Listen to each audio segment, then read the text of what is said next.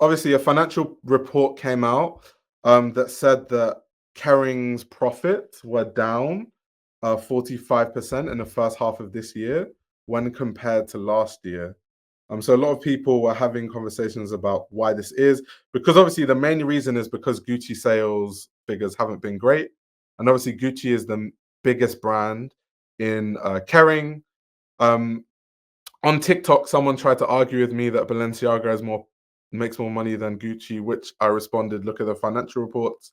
Um, Literally, there's so many brands under Kering that make more than Balenciaga. So much so that when you read the financial reports of Kering, Balenciaga is actually in other brands because it doesn't even make as much money as the top four.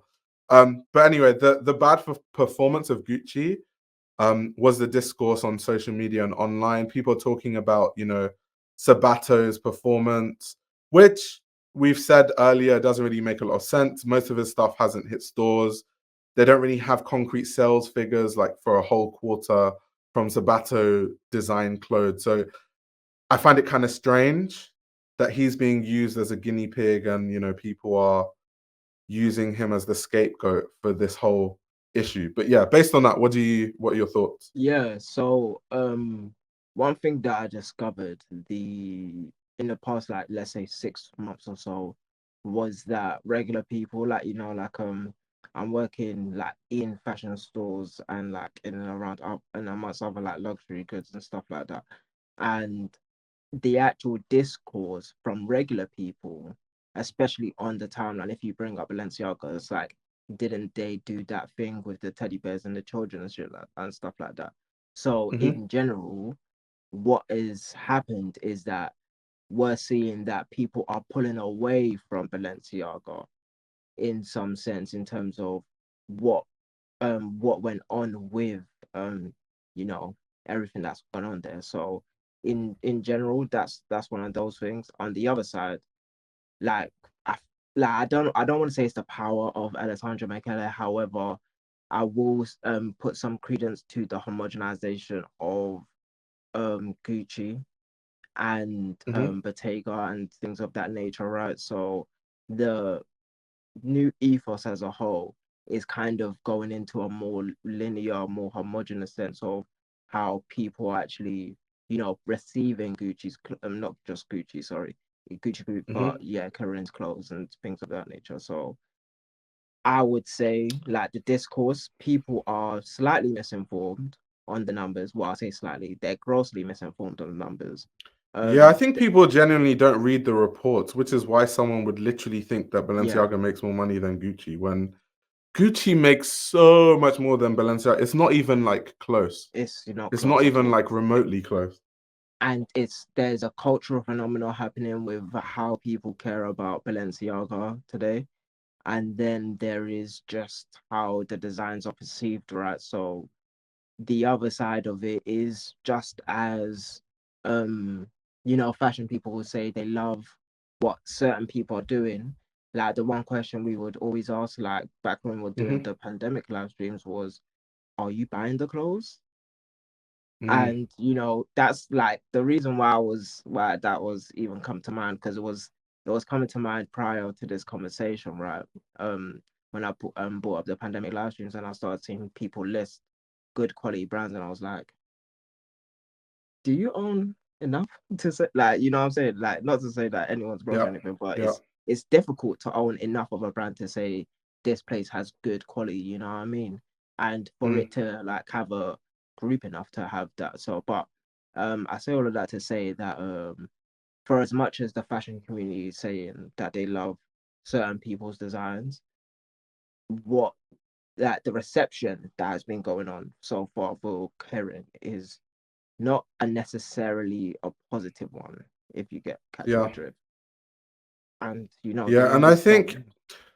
do you know what it really, and I know I talk about this a lot, but it's just so relevant to bring up again, is like the reason why Alessandro Michele left is because they were doing well, but the growth slowed down. It's not like they started making a loss. It's just the growth slowed down and shareholders won't happen. And I even think the growth slowing down caused so much scare amongst shareholders that the share price actually went down just because growth slowed down and confidence in Kering went down. So that was how much of a ripple effect it had. And so that's why Alessandro Michele left. And now they brought in, Sabato. But how realistic do we think? Because the reason why Kering are always like they changed even the executive team at Gucci. Remember when all those articles were coming out, BOF? Oh, this executive head of this thing is changed and all that. I think the reason why Kering is chasing LVMH, obviously. And ever since Louis Vuitton became the first brand to get to 20 billion euros in a financial year, Kering have been like, okay, we want Gucci to be the next company that does that. And they've tried, it's almost like they've thrown everything at the kitchen sink to try and catch up. But by doing that, they've lost a bit of the identity of the brand. There's no direction of the brand. And I think they need to just calm down and hone in on, building like an actual story and a cohesive message for Gucci and then move forward with that. So, I do want to say a couple of things, and I will try like focus and actually not try to go on for too long. But Yeah. when Hi, like a new Caleb. what's good, Caleb? What's good, What's good, boys? my bro? Yeah, good evening or good afternoon. So yeah, when a new CEO comes in, or in this case a creative director, let's do CEO and creative director, right? When we're talking about earnings and how the direction of a company, one of the main things that the CEO does is that they have a letter or they speak to the shareholders and they address them, right? Obviously, we do have that, like we do have earnings calls that Karen does, but in general, like CEOs do that as well. But on the other Mm, side, in terms, the creative director does that with their first collection, right? And if they don't just do that with their first collection, they do that with all of the press that they do going along the basis, right? So, and ensuring that people understand their vision and where they're going to go with the brand. And that's usually when, they do their most press. In Louis Vuitton's and, or should I say LVMH's case, they do that quite consistently. So press is like, a consideration throughout the year. And with Karen, it's not so much as, right, like that's one of the strong things that I've noticed that they hmm don't do is like a bunch of press for each individual brand. Like sometimes people don't even know that certain brands are Karen brands, right? Karen owned. Yeah. That being said, you don't necessarily need to talk to the press. However, your first collection does matter in that instance, right?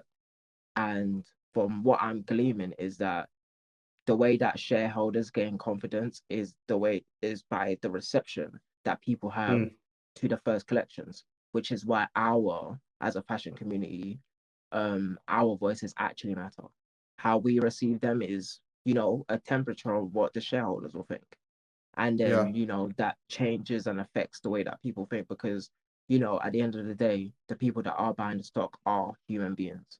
So Mm, how I see it, and this is not me, speaking 100% facts, this is just like my perspective on it, is that the way that Karen has gone forward with, the identity issues and culture issues that they've been going through, is that yeah. they're valuing one thing, right? But they haven't been able to display what they think that they value.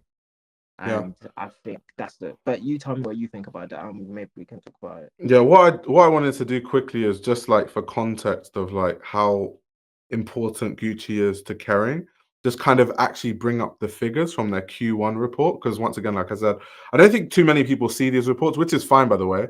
Like obviously this is my full-time job, it's why I read it. But to just put it in context, in Q1 in 2024, Gucci made 2,079,000,000 in revenue. Saint Laurent made 740 million, Bottega made 388 million in Q1, and then all the other houses combined made 824. Remember, Balenciaga is in that other houses.